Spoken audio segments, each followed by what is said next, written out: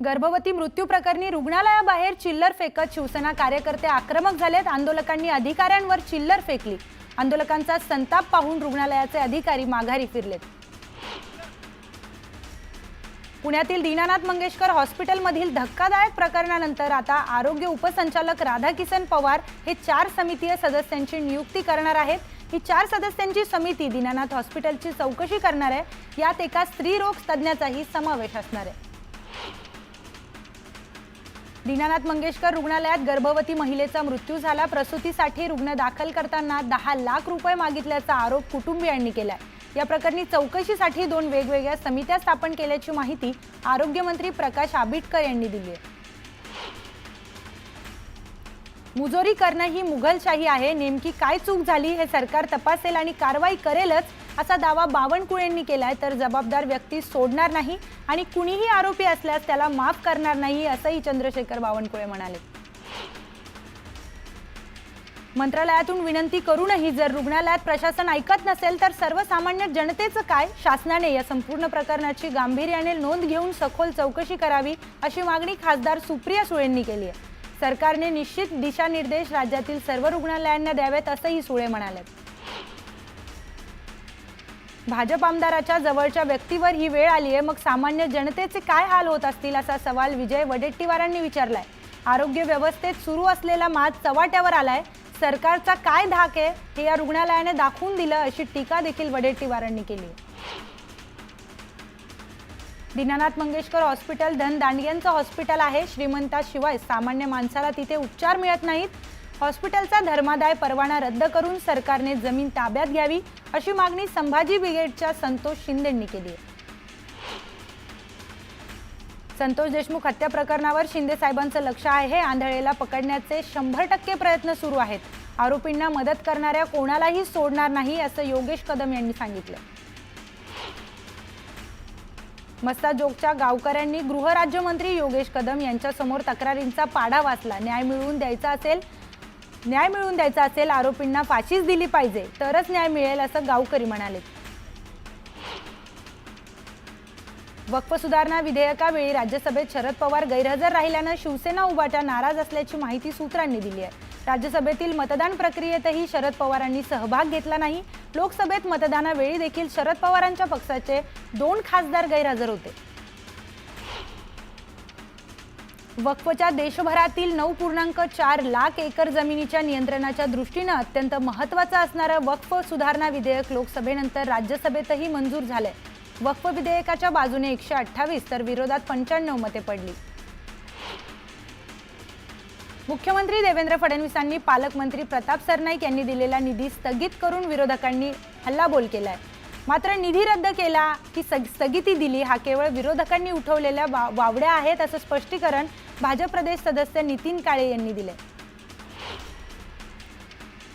खासदार उदयनराजे भोसले आणि मंत्री शिवेंद्रराजे भोसले या दोघांच्याही निवासस्थानी जात उद्योग मंत्री उदय सामंत यांनी सदिच्छा भेट दिली आहे।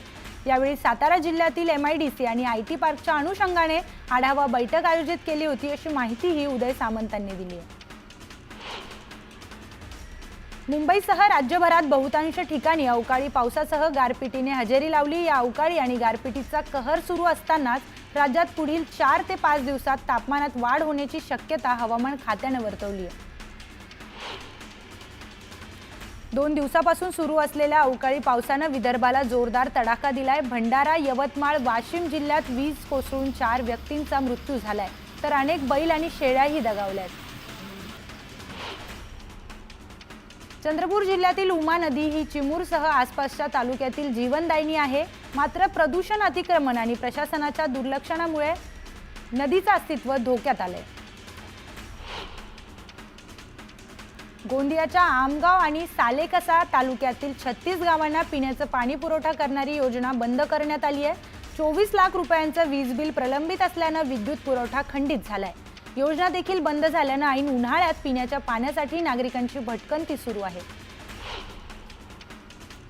सोलापूर जिल्हा ग्रामीण तीर्थक्षेत्र असणाऱ्या खर्डी गावामध्ये नारळ विक्रीस बंदी घालण्यात आली आहे। भाविकांनी फोडलेल्या नारळाच्या कचऱ्याचा त्रास यामुळे नारळ विक्री आणि नारळ फोडण्यावरून बंदी घालण्यात आली आहे।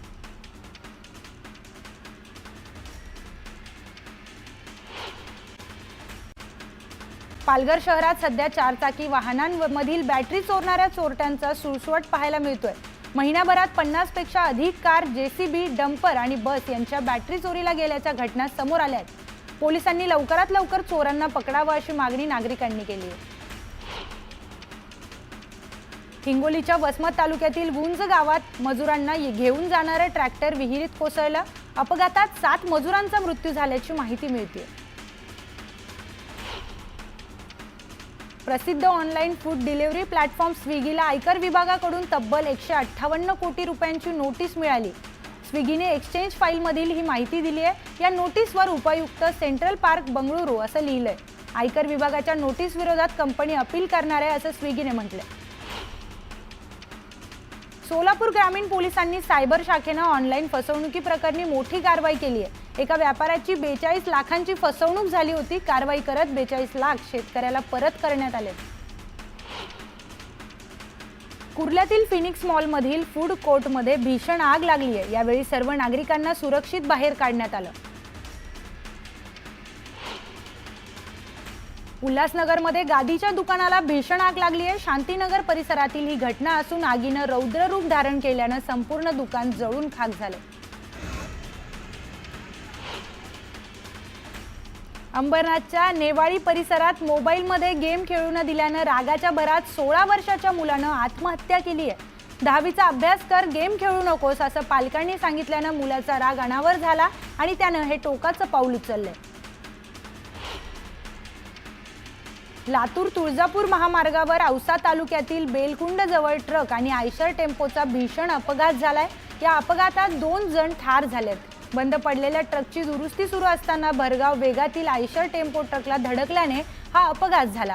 अपघातामुळे तुळजापूरकडे जाणारी वाहतूक काही काळ ठप्प झाली होती।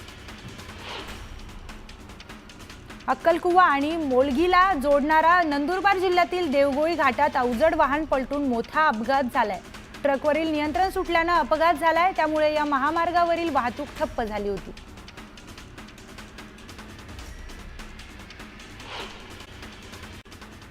स्वतंत्र भारताचे पहिले कृषी मंत्री पंजाबराव देशमुख यांना भारतरत्न द्या, तसंच अमरावती विमानतळाला सुद्धा पंजाबराव देशमुखांचं नाव द्या अशी मागणी खासदार बळवंत वानखेडे यांनी संसदेत केली।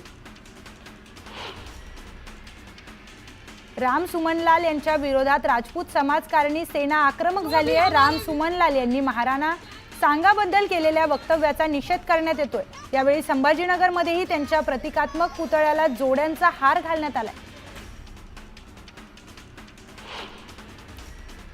बीडमध्ये अजित पवारांनी पालकमंत्री पदाची धुरा हाती घेताच जिल्ह्यातील 338 शस्त्र परवाने रद्द करण्यात आलेत। यावेळी सत्ताधाऱ्यांसह विरोधी बाकावरील नेत्यांनीही शस्त्र मॅन केली। साईबाबा संस्थांच्या रुग्णालयामार्फत नुकत्याच सुरू झालेल्या नवीन आय बँकेच्या माध्यमातून भगवान आनंद तळेकर यांच्यावर साईनाथ रुग्णालयात यशस्वी नेत्र प्रत्यारोपण शस्त्रक्रिया करण्यात आली आहे। शस्त्रक्रियेनंतर त्यांना स्पष्ट दिसू लागल्याने त्यांनी समाधान व्यक्त केले। अकोला शहरातील गुडघी भागात परिसरातील 10 ते 12 कुत्र्यांचा मृत्यू झालाय। 10 ते 12 कुत्र्यांचा मृत्यू झाल्याने कोणी अज्ञात व्यक्तीने निर्दयीतेने या कुत्र्यांना विष दिल्याचा संशय व्यक्त करण्यात येतोय।